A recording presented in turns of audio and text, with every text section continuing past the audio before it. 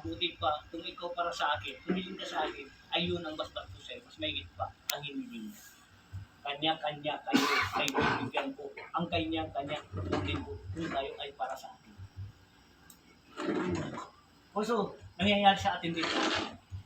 Unang minsan, sabi natin, ito na nangyayari, hindi galing sa Diyos ito. Ang ito na nga sa kuna, wala akong kasalanan. Ang Diablo din ang gumagawa ng lahat ng kamatayan dito. Gumabawi na siya at marami nang nagawa ng kanyang kasamaan. Marami nang kasaya ang taong sumusunod sa kanya. Nandiyan ang magnanakaw, nandiyan ang rapish, dahil gawa ng mga Diablo yan. Ang Diyos naman, umiiyak na lang, hinihintay na lang kung magbalik loob tayo sa Kanya.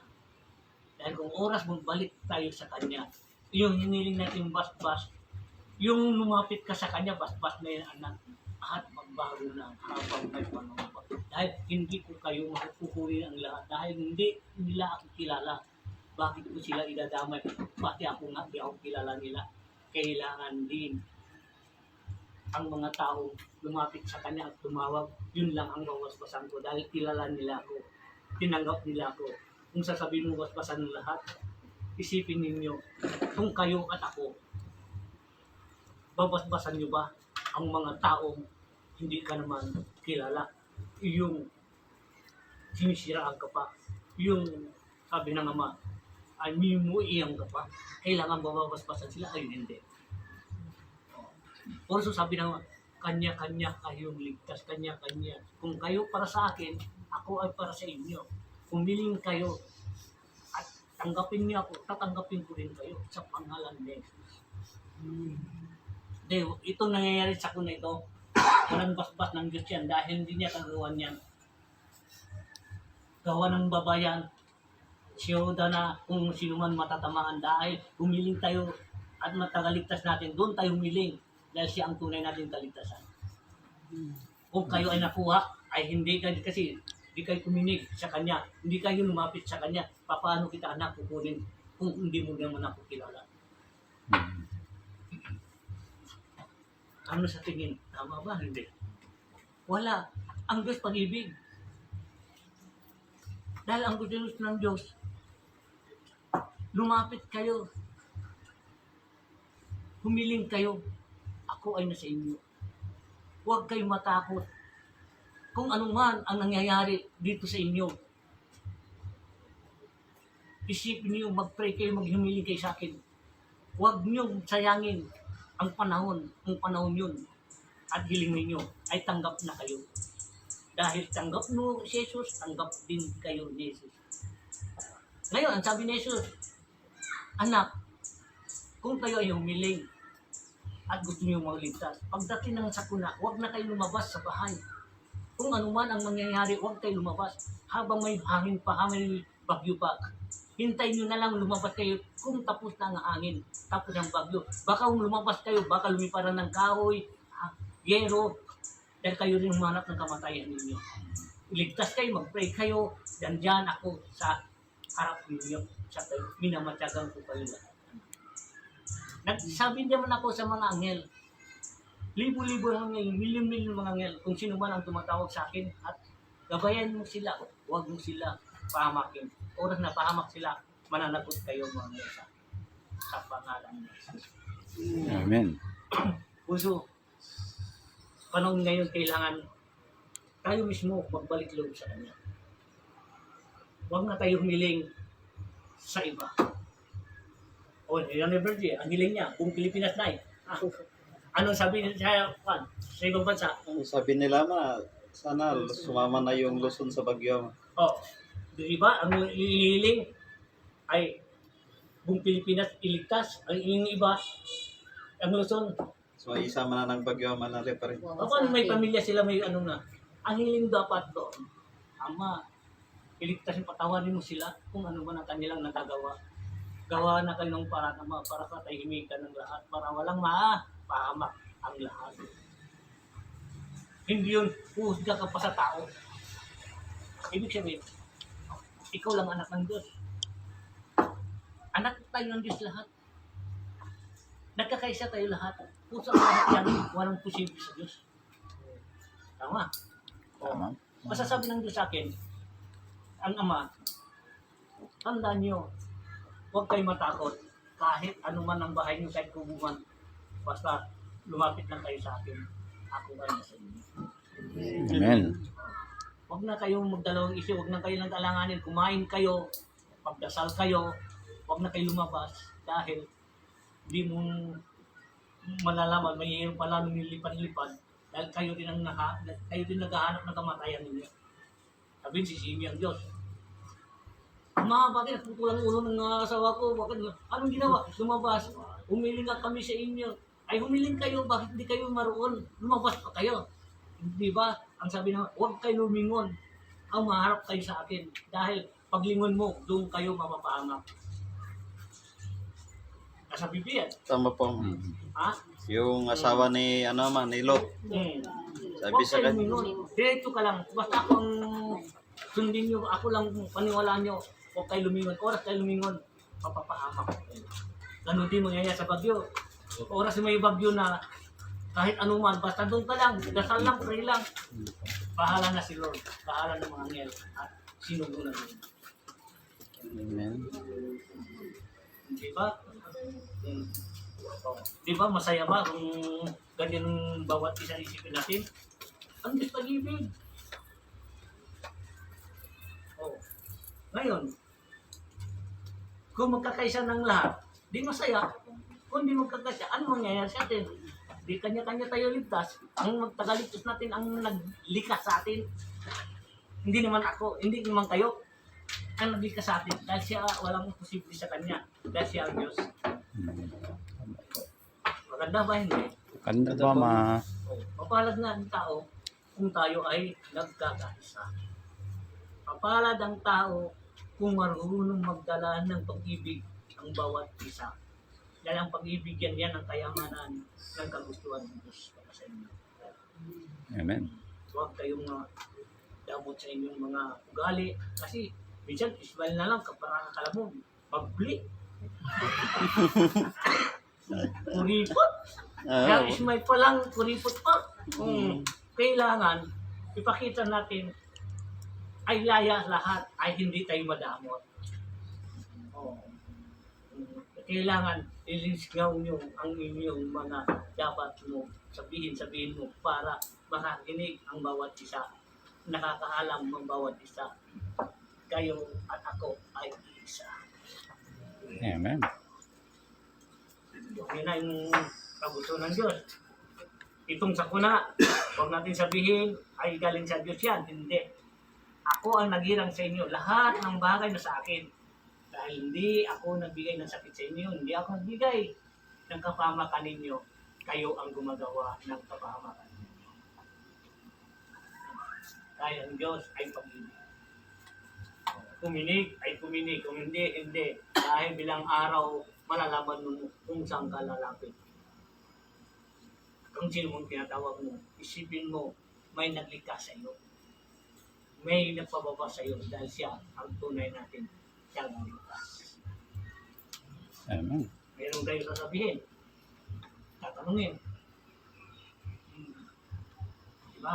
Mas masarap kuminig ng salita ng Diyos. Tandaan ninyo, sabi ng Ama, tandaan ninyo anak, mga anak, kung ano man ng bagay may darating sa inyo. Pray lang kayo, humiling kayo, ako ay nasa inyo. Patutuo lang kayo sa sarili ninyo. Huwag niyong may kailangan lang kayo ay tumawag kayo. Hindi naman ganoon. Ang kailangan, tuloy-tuloy na ang pagbabago. Malapit na. Malapit na maglilinis ang mundo. Ibig sabihin maglilinis. Kukunin na ng Diyos ang para sa Kanya. Iniwan niya ay hindi sa Kanya. Kung pinaghalo mo sa Kanya ay hindi sa Kanya, walang katapusan ang kamatayan, wala nang katapusan ang dayaan. Dahil kailangan na kung ano man kakakabuti sa iyo, Ano ba naman tayo? Dahil ang lahat yan, walang simple kung anisya.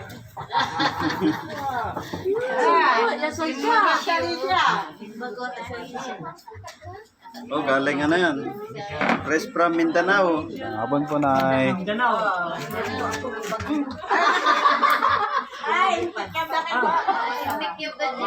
Akala ko, dinala mo yung bagyo. Magandang hapon po. Pagpag dito.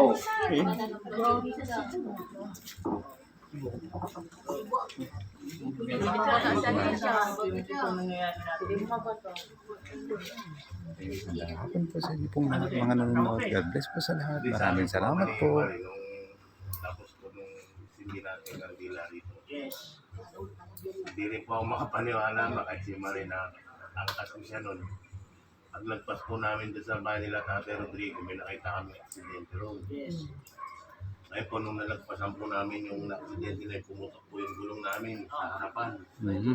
Eh, 9:30 na po nung walis kami rito. Ay sabi ko, kasi gulong natin din. Sabi ko, yung pong dinadaanan namin tubig na makala mo fountain, pag dinadaanan ng gulong namin. Sabi ko po, ako bahala na po kayo ako kasi wala po ako mabubot ka na dito. Sabi ko, nabayan niyo po kami hanggang pag-uwi. Sabi ko, nagtaka po ako ama, hanggang sa pag-uwi namin, dinaplat yung gulong namin. Pero butas po ama, Oh. butas. Ganito po kahalalim mo. Oh. Pagdating po doon sa highway ama, dire-diretso lang po yung andag ko ama, hindi ako huminto. Sabi ko, nagtataka ako, ba't hindi napaplat yung gulong? Pagdating po doon sa paliko sa amin sa bahay ama, yung malapit na kami sa bahay mismo, doon dumapa yung gulong. Nung kinabukasan po, nakita ko yung gulong po ama, ganito yung butas. Sabi ko, ginabayan tayo pa uwi. Walang posible na. Magandang hapon po. Basta sa posible, wala. Butas po talaga yung gulong namin. Kung tutusin niya, wala na. Sila na pati yung seryo. Pati yung rim nyo, medyo sila yun. Hindi, wala po siyang ano ama, wala po siyang...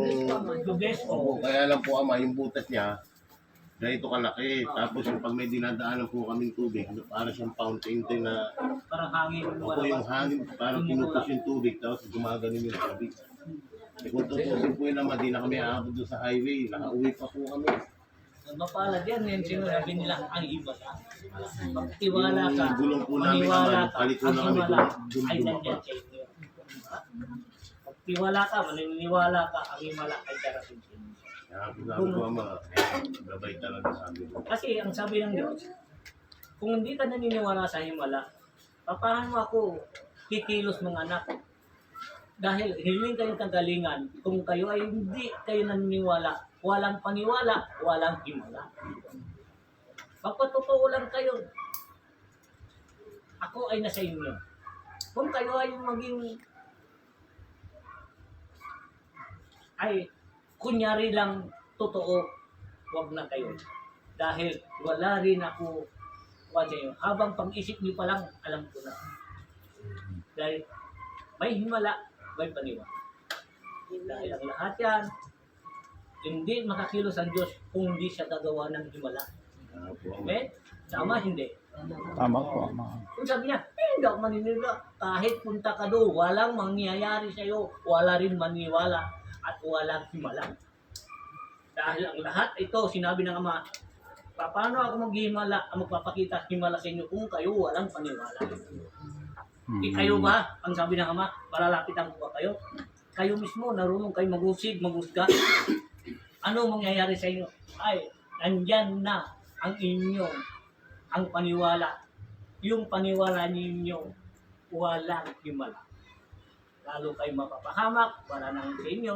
Dahil sabi ng Diyos, paano kita anak malalapitan kung ikaw ay walang paniwala? Ano ba ang hinihiling mo sa akin? Dahil ako ay isang espiritu. Ako, katawan tao. Ngayon, naghihiling ka ng himala, wala kang paniwala, wala kang himala. Ang lahat yan, sabi na, kahit sa doktor ka, ang doktor humihingi din ang himala dahil siya ang magbibigay ng buhay sa mga pasyente. Humihiling din siya sa Diyos, hihingi din sila ng himala dahil lahat tayo binigyan ng karapatan pumiling sa Kanya dahil siya tunay ng kagalingan sa pangalan ni Jesus. Amen. Puso ang himala, walang imposible. Diyos lang ang pwedeng gumawa yan. Sabi ng Diyos, basta may himala, ang bawat salita niya tungkol sa makakabuti, ang Diyos na sa Kanya. Mayroong himala, gumagaya-gaya, ang salita niya nakakasira. Yung hindi himala, sa Kanyang gawa na hindi galing sa Diyos. Dahil ang gusto ng Diyos ay pag-ibig. Ang gusto ng Diyos, magmahalan, magkakaisa, lilinisan ang dapat linisan dahil ang Diyos ay isang malinis. Oh. Dahil ang kailangan natin, nandito tayo, isipin ninyo, hanggang ngayong buhay pa tayo, himala na yan. Tama. Marami ganitong edad natin, hindi na dumating sa edad natin at sila ay nawawala dahil sila ay walang paniwala. Papalad tayo, habang nabubuhay tayo, himala yan, binigay pa tayo ng buhay ng Diyos. Tama, hindi. Tama po. Walang posible. Ang nagbigay, naglikas sa atin, siya ang tunay ng himala. Kung sa lahat, magpasalamat tayo, gumising tayo umaga, Lord, maraming salamat. Ay ako ay nandito pa rin sa mundo. Diba ba? Dahil binigyan pa rin natin ng katawan, binigyan pa rin natin ng hangin. Dahil lahat yan, sa Kanya yan, himala. Dahil galing siya. Amen. Amen. Buhay lang natin dito. Trabaho lang natin dito. Anong gagawin natin? Himalayan dahil ang Diyos, ang siyang nagdagay sa atin. Pinapakilos tayo ng Diyos. Dahil kung sabi ng Diyos, kukunin ko na ang iyong katawan, kukunin ko ang iyong hininga, kukunin ko isang ugat mo, tignan mo, hindi ka ay nagkasakit. Dahil humiling ka himala, ibalik sa iyo lahat, dahil ang himala yun, ang siyang nagbigay ng buhay sa iyo at siya naghirang sa iyo, walang posible sa kanya. Amen. Pusong lahat yan, walang imposible kung ikaw ay naniniwala sa himala. Yan ang mensahe sa akin, binigay ng Diyos sa akin. Dahil tayo wala tayong Biblia, Amen.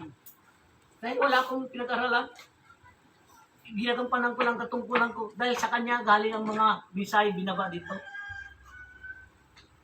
Kung walang mensahe, wala akong alam. Dahil wala, anong sasabihin ko kung hindi dahil sa Kanya. Ang sabi ng Ama, magsimula ngayon mga anak, kung anuman ang nangyayari, na anuman ang daramating, mga sakuna, magtiwala ka, maniwala ka, magdasal ka, magtiwala ka sa akin, ako ay nasa iyo. Ako ang takaligtas ninyo, sabi ni Jesus. Nandyan ang punong milyon-milyon ang mga anghel. Lahat sa pangalan ko ang dala ninyo. Kung patutuo kayo, totoo ang tunay na kaligtasan ay si Jesus. Amen. Hindi kayo magugutom kung siya ang laging nyo hiling. Sabi niya, hiling dahil para sa Kanya. Gusto ko kayo matakot. Wala tayong magawa. Sabi ng Diyos, hindi ako nagpapaspas kahit dumarating ang sakuna. Hindi ako magpapaspas dahil ang gusto ko lang, kung kilalanin niyo ako, kilalanin ko din kayo. At ihiling kayo ng kaligtasan sa akin, ililigtas ko kayo kung kilala niyo ako. Kung hindi niyo ako kilala, paano ko kayo liligtas? Huwag mo ako sisihin, sabi na naman. Huwag mo ako sisihin dahil hindi galing sa akin yan. Dahil galing din sa inyo kung kayo talaga nasa akin kayo. 100% nasa akin kayo, ako ay nasa inyo rin. Sa pangalan ni Jesus. Amen. Sige. Ano po yung mga bata na hindi pa nakakakilala sa Diyos? Maliligtas po ba sila? Ito, ang kaligtasan dito, kung ikaw ay humiling, yung mga bata, ikaw rin ang magliligtas sa kanila. Liligtas ka ng Diyos. Kunin mo ang mga bata, isama mo sila, dahil sila ay mamang walang alam. Dahil kung pinabayaan mo sila, ibig sabihin, makasarili ka. Yung mga hindi kasama sa pamilya, paano po yun? Kahit hindi nakasama sa pamilya, basta humiling. Humiling. Walang posible, tanggap tayo ng Diyos ng Ama. Anak tayo sa lahat, wala, hindi. Basta sa makilala mo ang Diyos Ama, ang tagaligtas ang naghirang sa iyo, ligtas ka na dahil kung gawa mo mabuti, huwag ka kung magkunyari lang mabuti-butihan dahil lalo ka mapapahamak dyan. Ang kailan ay totoo ka. Walang sakit na bibigay ng Diyos. Walang sinuman ang bibigay ng Diyos ng nangyayari sa atin. Ito nakatakda yan, nasa Biblia na yan, lahat yan nakasulat na yan. Ihiling lang natin kung paano natin makapiling ang Diyos at iligtas tayo ng Diyos. Pagtiwala kayo, may himala para sa inyo, ang para sa Diyos. Ang Diyos ang tunay na himala. Amen. Ano? Ano pa sasabihin mo? Ano po yung mga ibang bata, halimbawa, nakasakit. Yung mga magulang walang alam. Walang, hindi nakakaintindi sa Panginoon. Paano po sila?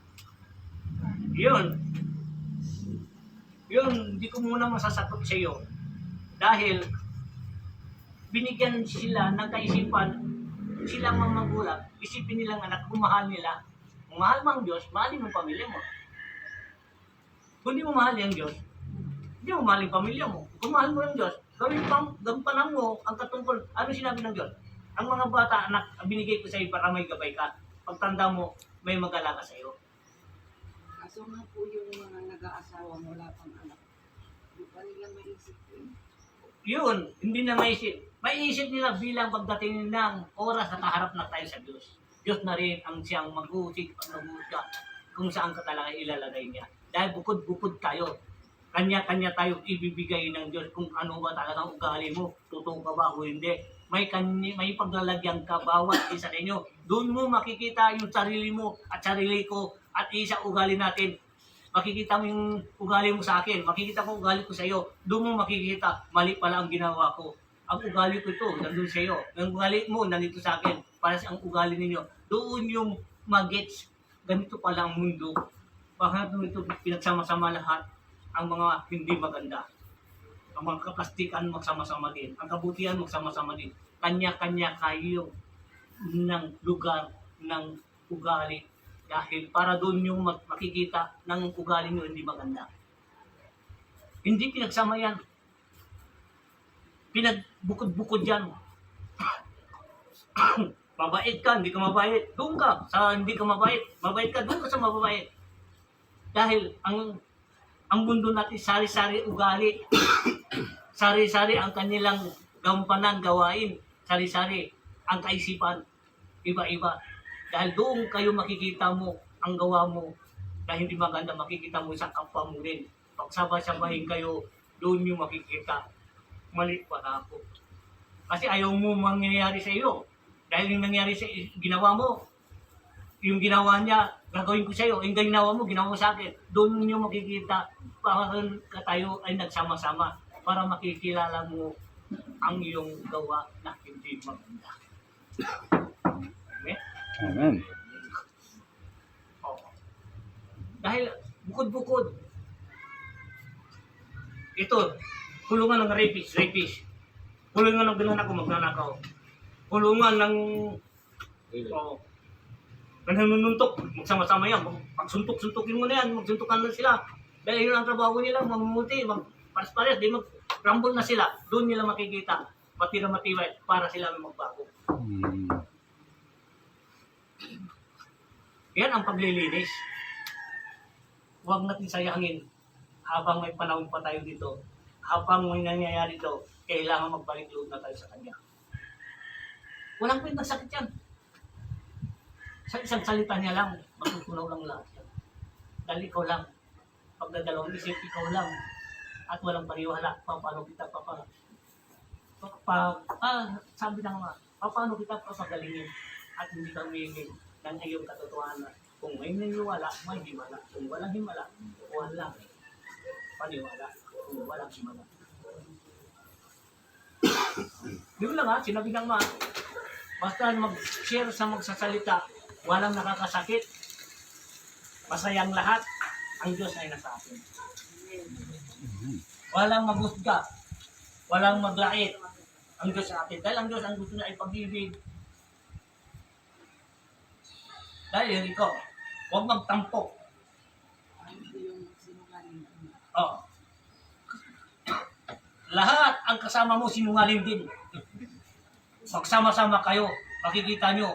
Ugali mo, ugali niya, nakikita kayo. Lahat. Sinabi ko sa inyo, kung ano man ang ginawa mo, ano man ugali mo, doon kayo magsama-sama lahat. Makikita nyo, ikaw at siya, iisa. Doon mo magbabago ka dahil ayaw mo. Ay, magsinungaling. Sinungaling ka na nga, sinungaling pa rin, magsinungaling kayo. Pares kayo sinungaling. Sama mga tao. Kasama din. Magkakaisa sila ng mga matay tao. Patayin nila pa ang sarili nila dahil sila gusto mamatay yung mga patay at mga mamatay. Pagsamahin din sila. Dahil doon nila makikita ang gawain nila. Baka sila mismo matatakot na dahil ang gawain nila ay wala nang iba. Siya at ikaw ay iisa. Wala na yan. Pagbabago ng lahat yan. Oo. Dahil ang kailangan ng Diyos, kailan tayo magbabago kung hindi ko kayo bukurin? Bakit pagsama-samahin kayo, ang mga inosente, walang kasalanan, napapahamak. Ngayon, pagbubukod-bukod, Diyos lang ang makakabukod doon. Wala nang iba. Ang Holy Spirit, ang siya magbubukod mamaya. Tignan mo, tatahimik ang mundo. Kung pinagsama-sama, wala silang magawa. Kung ang Diyos nang kumilos, wala silang magawa. Wala na hadlang kahit ano, bawat salita ng Diyos, mahalaga. Yun ang sabi niya. Yuntud ang salita niyo. Kung sabi niya, simula ngayon, di ka makahinga, di ka hihinga. Dahil ang katawan niya sa kanya yan. Simula ngayon, di ka magsalita. Di ka magsalita dahil sa kanya lahat yan. Puso, habang may panahon pa, magbago ka na. Huwag mo sayangin ng panahon. Ang kayabangan ay pakita mo. Dahil ang kayabangan mo, yun ang kapahamak. Papahamak ka, papahamak ang pamilya mo, papahamak ang lahat. Dahil sa gawa mo, hindi ka sumunod ng batas ng Diyos. Amen. Amen. Umuupo na rin ako sa inyo. Nakuuhaw na pa ako. Ano pang gusto niyo sabihin? Tubig. Tubig. Ano pa? Ano gusto niyo? Kung wala na, ay magsimula tayo humiling sa Diyos. Mag-pray na. Dahil 2:19 na. O mamaya, pagkatapos, maggamot, gamutan. At hilingin niyo para may himala, may paniwala. Kung walang paniwala, walang himala. Hiling tayo, may himala ang templo natin sa pangalan ni Jesus. Amen. Tandaan ninyo, di tayo ipababayaan ng Diyos. Mahal na mahal tayo ng Diyos. Lahat, anuman, sinabi ng Diyos, lahat man, anuman ang kanyang gusto, ang ugali, makikita mo, pagbukod-bukurin at pagsama-sama kayo. Kung ano yung mga ugali, doon yung makikita ang sarili niyo sa Kanya. Kung sa Kanya, makikita niya sarili sa iyo. Makikita niyo kung ano ang batas ng Diyos. Diyos ang siyang maglilinis ng lahat. Sa Amen. pangalan niya. Darating ang Holy Spirit. Amen. Yun lang. Maraming salamat muli. Ako, magandang hapon po sa inyo pong lahat, mga nanonood. God bless po sa lahat. Maraming salamat po. Ayun. Wag muna. Ito muna.